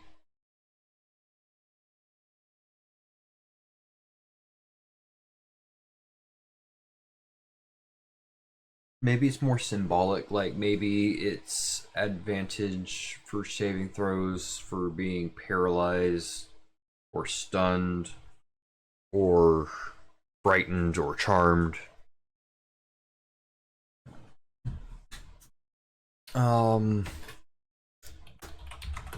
While raging, you have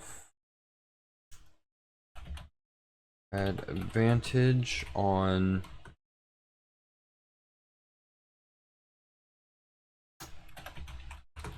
saving throws against being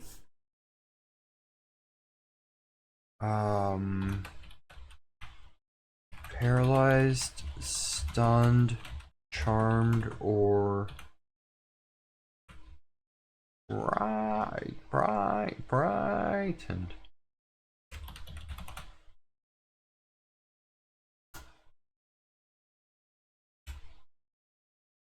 That one's a really simple one, but I think that's really good for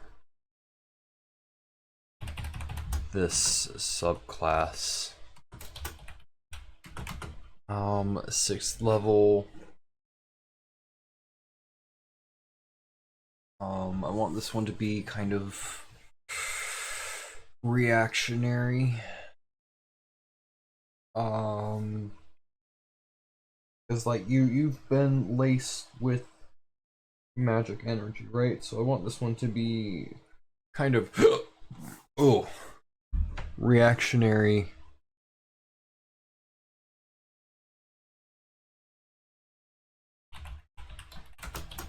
Room burst veins. Your tattoos surge with energy when wounds open. When you are hit by a melee attack while raging, you can use your reaction to release one of the following effects.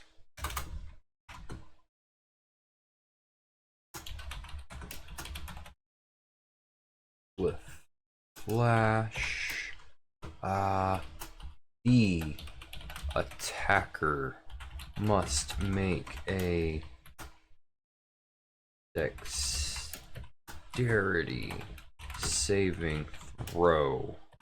DC equals 8 plus your proficiency bonus plus your constitution modifier,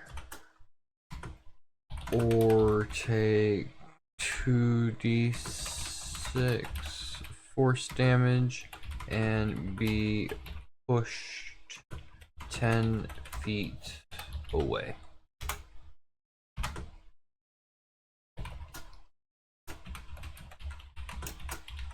Screaming ink.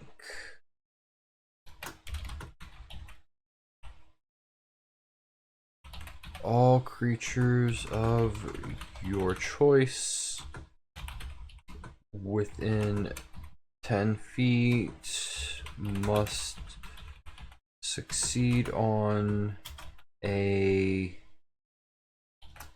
wisdom saving throw or be frightened until the end of their next turn. You can use this feature a number of times equal to your constitution modifier per long rest. We are now at 10th level. Want to do something about like the regaining of agency by like modifying the magic energies you were laced with through your tattoos and your brands and your scars.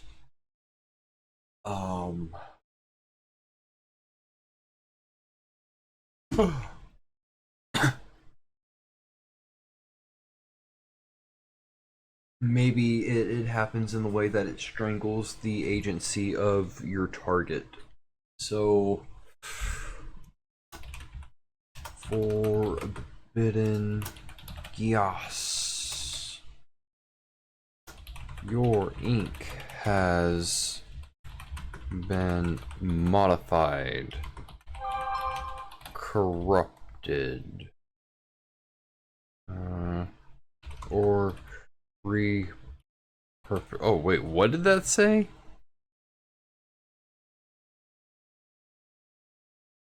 Your payment for your automatic resubscription to the UAE embassy email list has been done. That's a scam email. Wow, don't even need to click that one.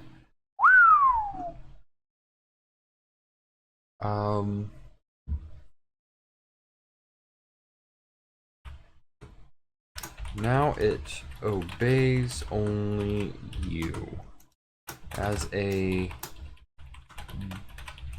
bonus action.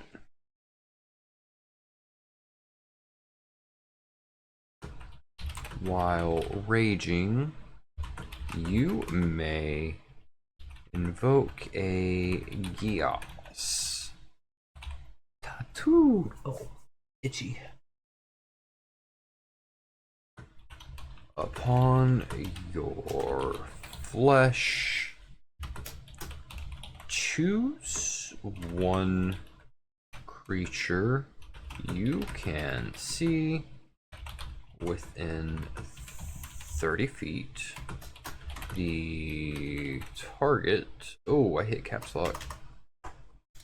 The target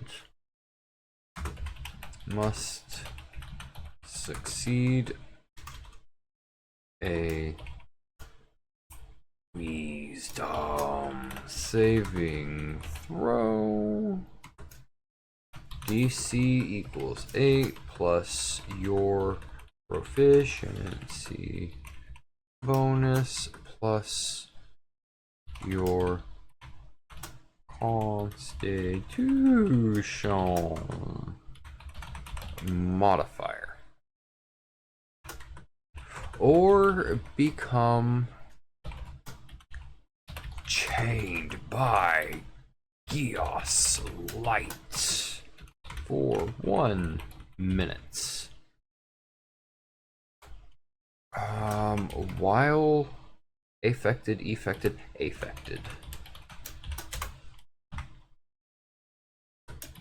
The target has disadvantage on attack rolls against creatures other than you if it willingly moves more than 30 feet away from you. It takes 4d6 psychic damage and the effect ends. This effect ends early If you fall unconscious or choose to end it, no action. You can use this feature once per long rest.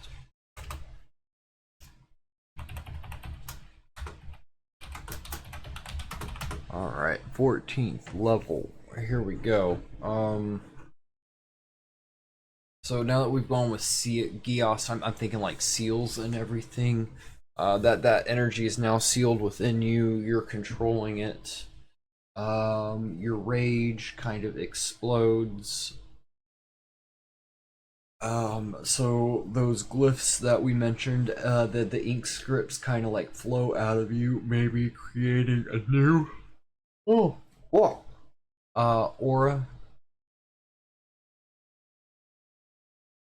Wow, that one kind of sucked. Whew. Eyes watered on that one. Shit.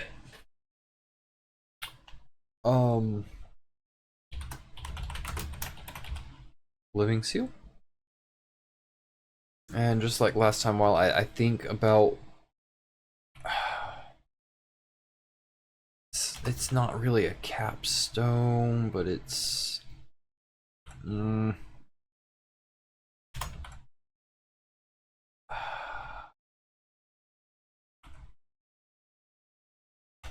so we've got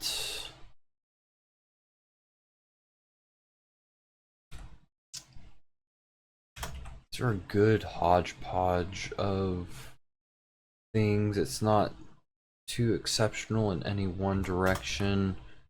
Maybe it's Barbarian. I think it's a safe bet to do more like damage things.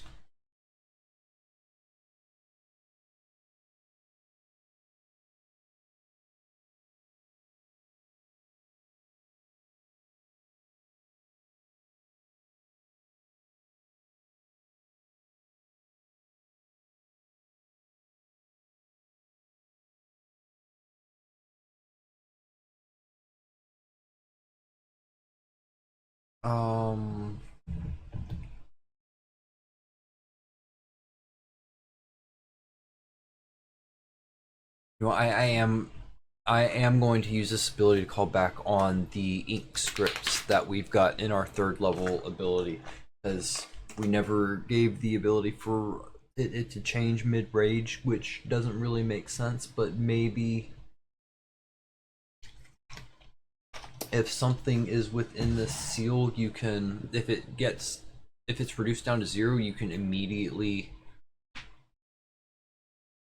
choose another ink script.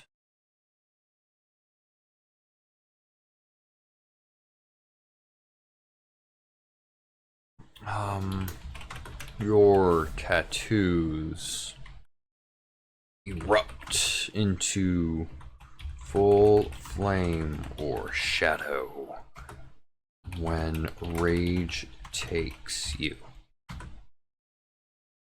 You become a walking hex prison, a wraith writ sentinel. While raging,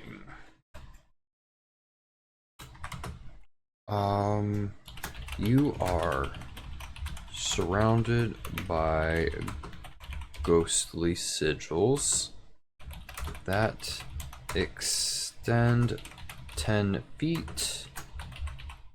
Enemies entering this area for the first time on a turn or starting their turn take 3d6 force damage. When you reduce a creature to 0 hit points, with a melee weapon, you may immediately choose a new ink script to activate without ending your rage. You have resistance to force and psychic damage. We use those a lot. But yeah, that is, we finished out races today. We did 4 subclasses for Barbarian. And I think that's how we're going to go. I think we're going to, going forward, as we do all the classes and we create subclasses, what we're going to do is we're going to do one based off of the Ashalan, one off the Marathi, the Dhazi, and a 4th one off of the Sable Ink. Because even if we get rid of some of them as we revise and edit, it still gives us more fleshing out for lore, things that we can go back and change and add. Lots of good stuff to look forward to. And tomorrow we'll work on Bard. We didn't have any ISP issues today, which is, I'm astounded. I'm flabbergasted. I'm quite possibly bamboozled. But yeah, here we are. End of the stream. I still don't have an outro slogan. But that's whatever. You guys have a good